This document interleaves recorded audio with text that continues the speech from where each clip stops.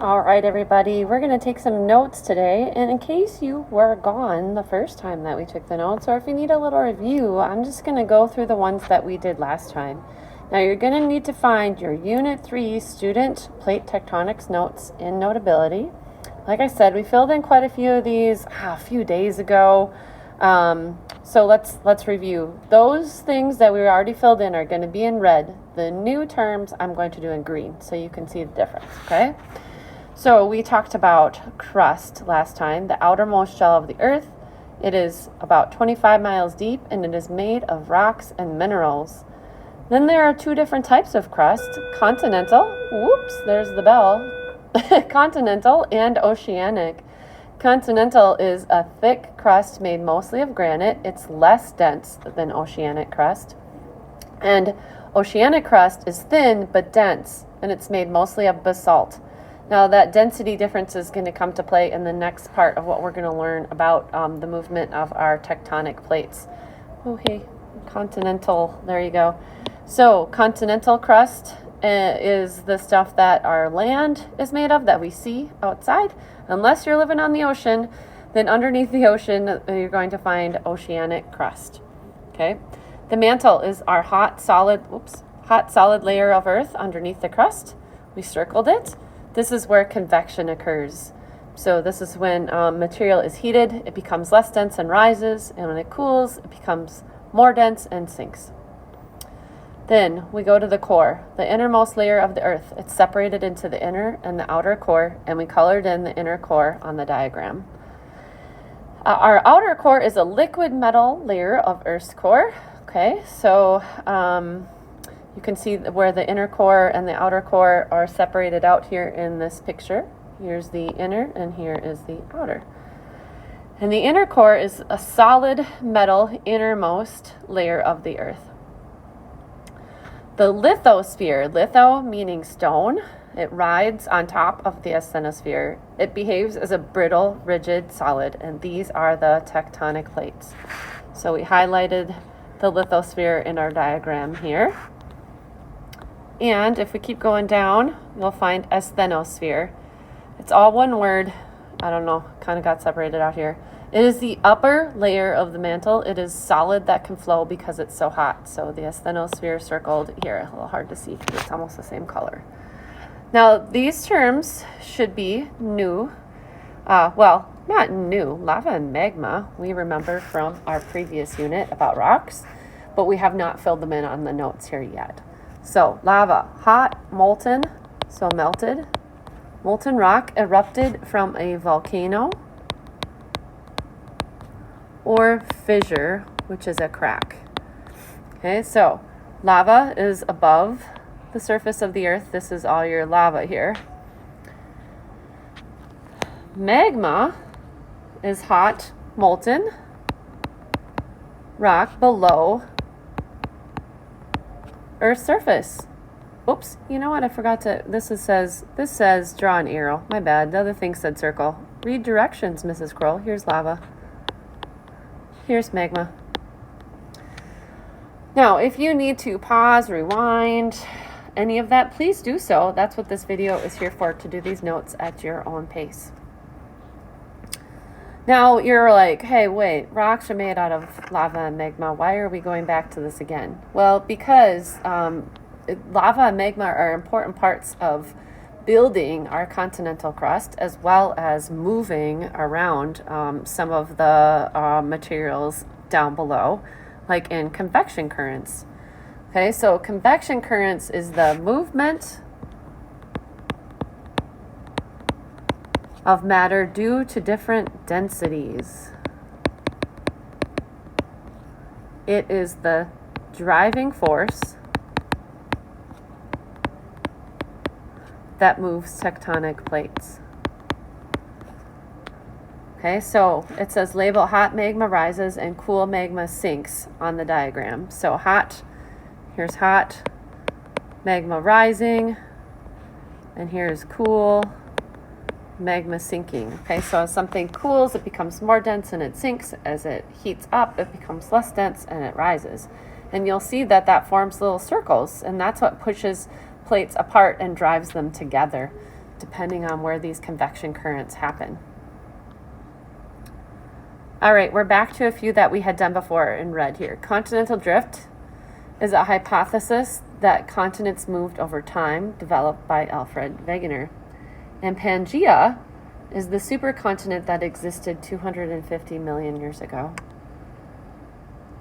Now, onto a new term, seafloor spreading, a process in which tectonic plates split apart from each other. So what this is supposed to be a continent over here.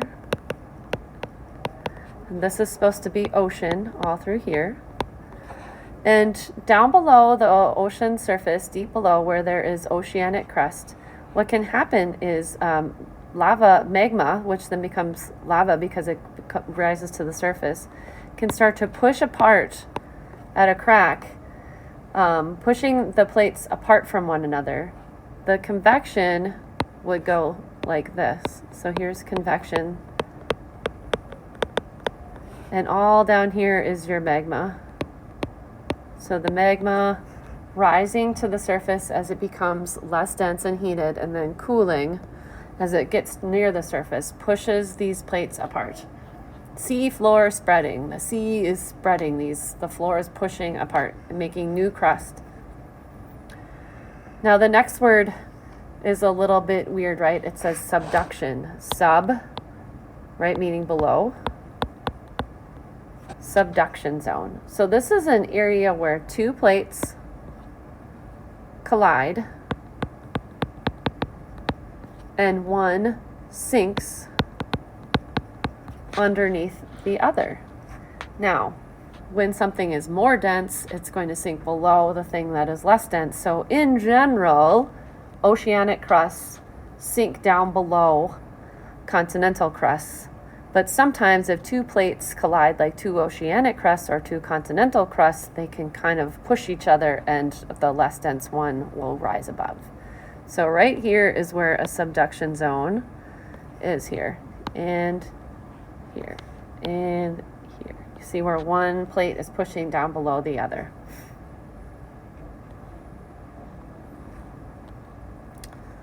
All right, you may have heard of the word trench before, right? It is a long, in science, it is a long, narrow depressions in the ocean floor created by tectonic plates coming together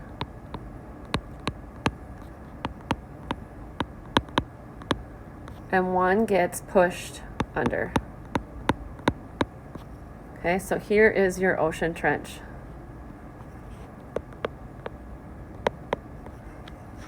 A very famous trench, which I'll show you some parts of either tomorrow or the next day, is the Mariana Trench. You may have heard of it. Super, super deep. Maybe you've played trench ball in PE, meaning that you get stuck back in the hole, the trench, right? So trench. A fault, not just when you make a mistake. A fault is a fracture in science. So when rock on one or both sides of a fracture in the earth moves, these cause earthquakes.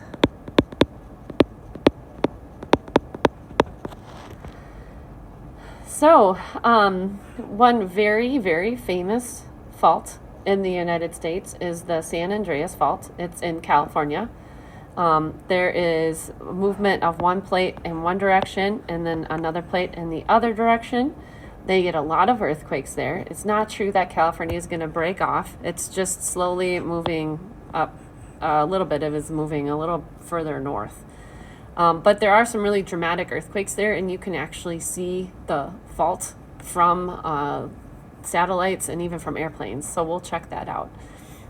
So there are different motions that can happen with faults, and we'll get more into that when we happen to get to earthquakes, okay? Uplift. This is rocks or rock material being forced upward. Mountain building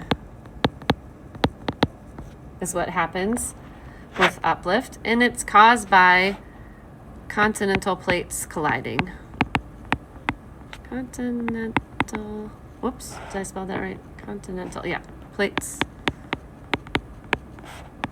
colliding. That N isn't so great. There we go. Continental plates colliding. There we go.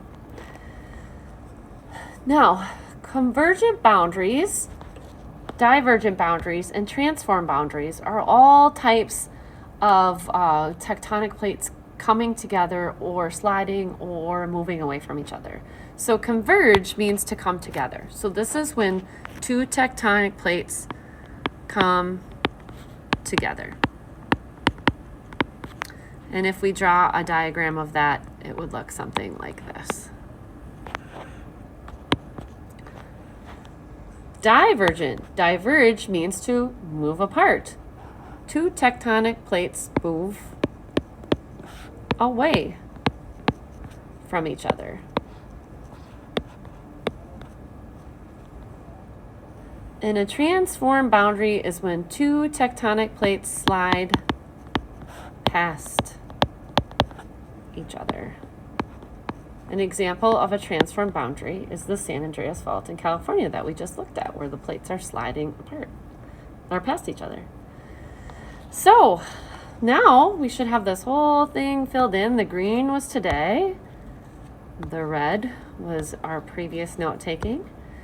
There is no Dropbox for this, but we will use it to study from, and we will reference all these terms throughout the rest of the unit. So keep it, all right? And if you're finished, then you can work on other homework or read or draw till the end of the class period. Thanks.